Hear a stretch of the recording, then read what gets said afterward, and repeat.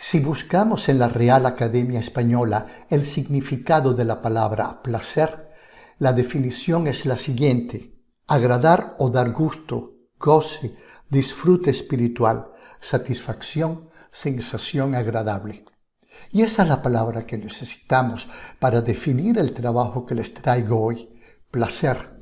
El placer visual, el placer de ser testigo, de poder contemplar una maravillosa obra de orfebrería que podemos encontrar en el Palacio de Tsarskoye Selo, en la ciudad de Pushkin, antiguamente Pavlovsk.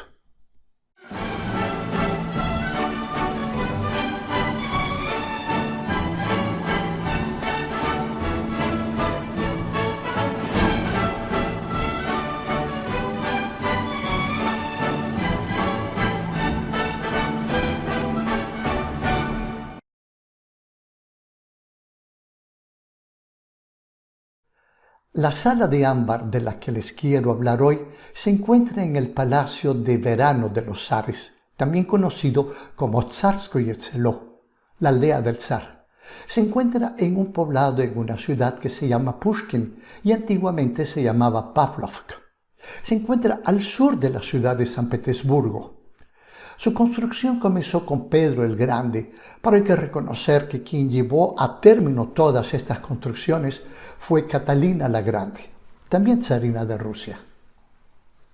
Inicialmente se quiso crear una sala de ámbar en el Palacio de Charlottenburg, en Berlín, para la reina de Prusia, Sofía Carlota, pero a su muerte se abandonó el proyecto y lo realizado hasta el momento fue guardado en diferentes palacios de Prusia hasta que Federico II, el Grande, los regalara al emperador de todas las Rusias como prueba de amistad entre los dos reinos.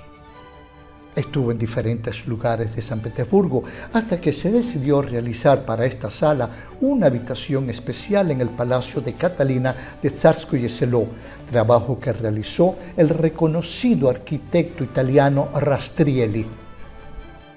La sala de ámbar permaneció allí 150 años, durante los cuales se realizaron numerosas reparaciones. Como materia viva y no mineral, el ámbar sufre con el tiempo. Se reseca, se resquebraja, se hace polvo y las millones de piezas que formaban la sala tenían que ser reparadas constantemente.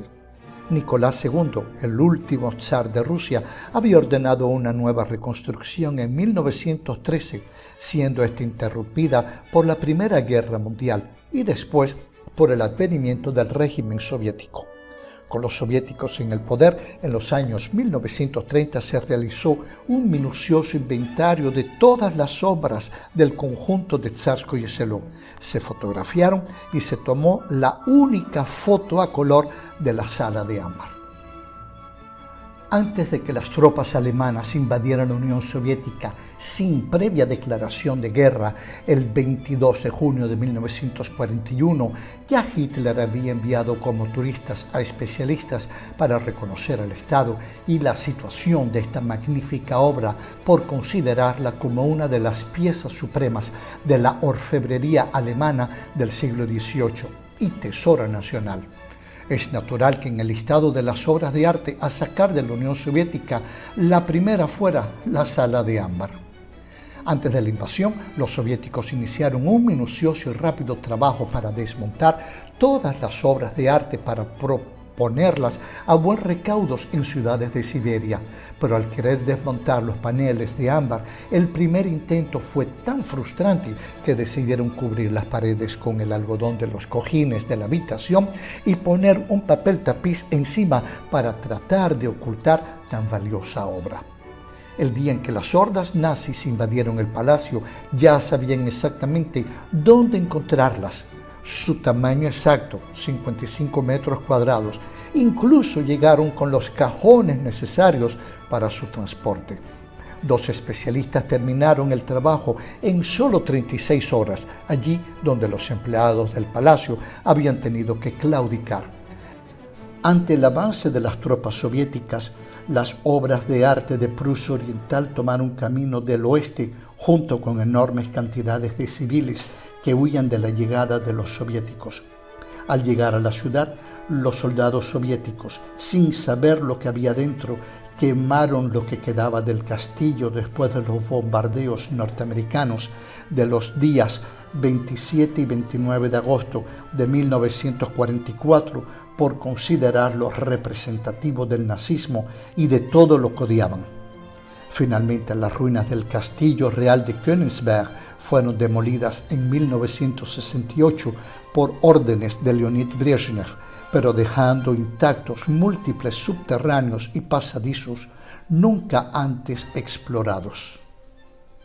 Al huir las tropas alemanas de los territorios del Palacio Koto de Tsarskoye Selo en 1944, la desolación era absoluta, todo destruido, en ruinas, cenizas, sin techos. Los soviéticos emprendieron la difícil y dolorosa tarea de todo reconstruir y se creó una comisión para encontrar a dónde había ido a parar las piezas de la Sala de Ámbar, hasta que fue disuelta en 1984 ante la imposibilidad de encontrarlas. Fue en ese momento que se decidió restaurarlo todo. Los servicios soviéticos secretos, la KGB y sus homólogos de la Stasi, llevaron a cabo sendas y minuciosas investigaciones sin resultado alguno. Incluso las autoridades de la RDA llegaron a publicar en 1958 en la prensa que aquel que supiera algo de las piezas se manifestara a las autoridades. Silencio como respuesta. Con relación al destino de las piezas existen varias versiones. Como la resina es un material combustible, todo se quemó en el incendio del Castillo Real de Königsberg, la más posible de todas.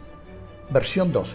Escondidas en el pequeño pueblo de Görlitz, en la frontera con Polonia. Posibilidad 3. Las piezas hubieran salido de la ciudad y ocultadas en las galerías de una mina de los montes metalíferos o en minas de la Baja Sajonia, en territorios de la extinta RDA. Versión número 4. Las piezas fueron evacuadas en el barco Wilhelm Gustloff, lleno de refugiados que huían de la ciudad y que fue hundido por 3 torpedos soviéticos, por lo que yacerían en el fondo del mar Báltico. El hecho es que con la ayuda de una gran empresa de la ciudad alemana de Essen, que contribuyó con $3,5 millones, se terminó la reconstrucción de la magnífica Sala de Ámbar en mayo de 2003, con motivo del 300 aniversario de la fundación de San Petersburgo. A pesar de su movida y trágica historia, ahí podemos contemplar la Sala de Ámbar en el Palacio de Verano o Tsarskoye Selo, como usted prefiera, que se encuentra, como ya les dije, al sur de la ciudad de San Petersburgo. No es la sala original, eso lo sabemos. Quizás nunca se encuentre la verdadera. Sin embargo, el trabajo es magnífico y realmente sobrecogedor.